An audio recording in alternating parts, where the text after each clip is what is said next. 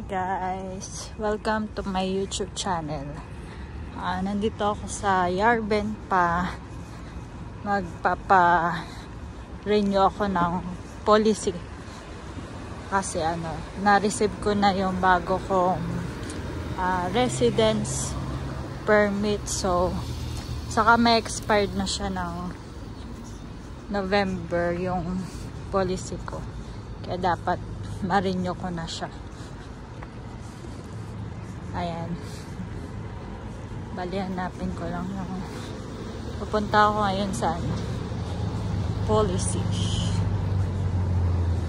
Dito sa Yarben pa.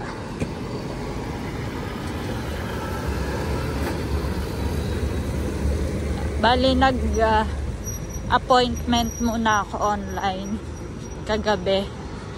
Buti meron pang available. Tapos, para pagpunta ko dito, pwede naman may walk-in din yata dito. Pero para sure, nagpa-appointment na lang ako. Ayan. Parang dito na yata yung ko dito. Tingnan natin. Ayan, nandito na ako. Bale, tapat lang siya ng ito. Opi Cottage. Saka ng Pizza Cafe. Bali, sarado pa siya. 9 o'clock pa kasi yung policy. Ayan. Policy. Ayan siya. Policy. Dito rin pala yung ito yung history. Policy. Basta natin nananato. Ayan, policy. Third floor. Ayan siya. Bali, Wednesday ngayon. 9 to 4. Dito rin pala yung TE.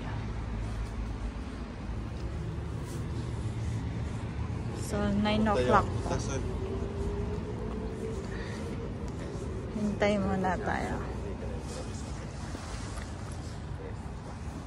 Dito tayo sa Yarben pa. Maya, sabihin ko kung magkano yung amount. Kung magkano yung pagre-renew ng policy card. Ito, malapit lang siya sa sa train station. Bali, nilakad ko lang. Andun yung train station. Ayan. Dito rin pala yung Toy Store.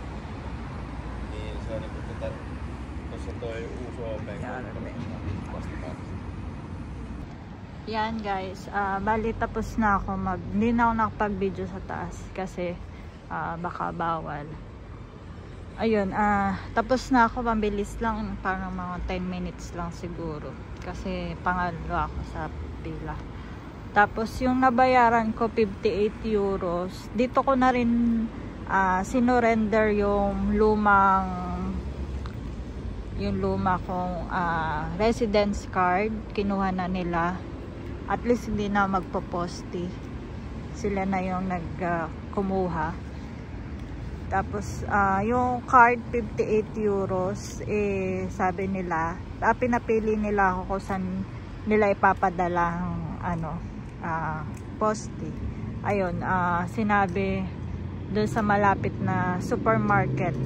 Bali, pinili ko K-Market kasi malapit ako doon. Pipick upin ko lang yung card. Hindi ko na kailangan pumunta dito para kunin yung card. 5 to 7 days daw or 3 to 5 days marireceive ko na yung card kung bago. Ayun, mabilis lang siya. Basta maaga ka. Dito siya sa Yarben pa. Yun lang guys. Ngayon naman kukuha ko ng may pipick upin akong item. Dito pa rin ako sa Yarben pa. Ayan, dito siya sa Mabilis lang siya. Tapos may bibigay na resibo. Kailangan pala yung mga requirements. Una, passport picture. Yung ginamit ko din nung sa residence card ko na digital siya. Yung may code, yun din yung binigay ko dito. Tapos hiningi din nila yung passport ko. After ng passport, yung residence card ko na bago at yung luma. Kailangan nila yun. Tapos yung police card ko na luma, yun lang. Bali 4 yung kailangan. Yung passport picture na digital. Tapos yung ano ba yung sinabi ko kanina? Sorry, malilimutin na. Tapos yung passport. Tapos yung residence card. Saka yung policy card. Yun yung mga kailangan. Saka syempre pera. 58 euros. And maririsin mo na. Mabilis lang yung process. Yun lang guys.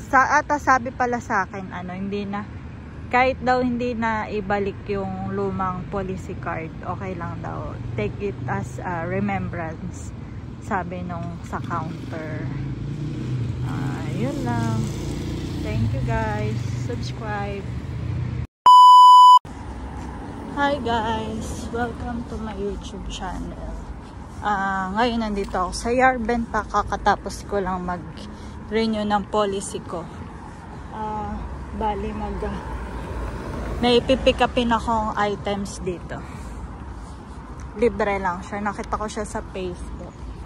Yan. Yung pipick upin ko, Sampayan siya. Nakita ko lang siya sa FB Marketplace. Mahal din. Sayang din yung ganun pagka bumili ng bago. At least, nakita ko siya yan, dito na yata yan. Yan guys, ito yung nakuha ko ngayon. Yung na-meet up ko. Pinick up ko ngayon. Yung Sampayan. Ayan. Ngayon, pauwi na ako. Lakarin ko ulit. Okay lang kasi isang lakaran lang din naman. Galing ako dito sa sa policy. Teka, saan ba ako galing? Nakaligaw naman dito. Ito. Dito yan. Saan ba ako galing? Dito. Tawid tayo dito. Ayan, ito nakuha ko. Free lang. Free ko siya nakuha. Diba? Hindi na kailangan bumili.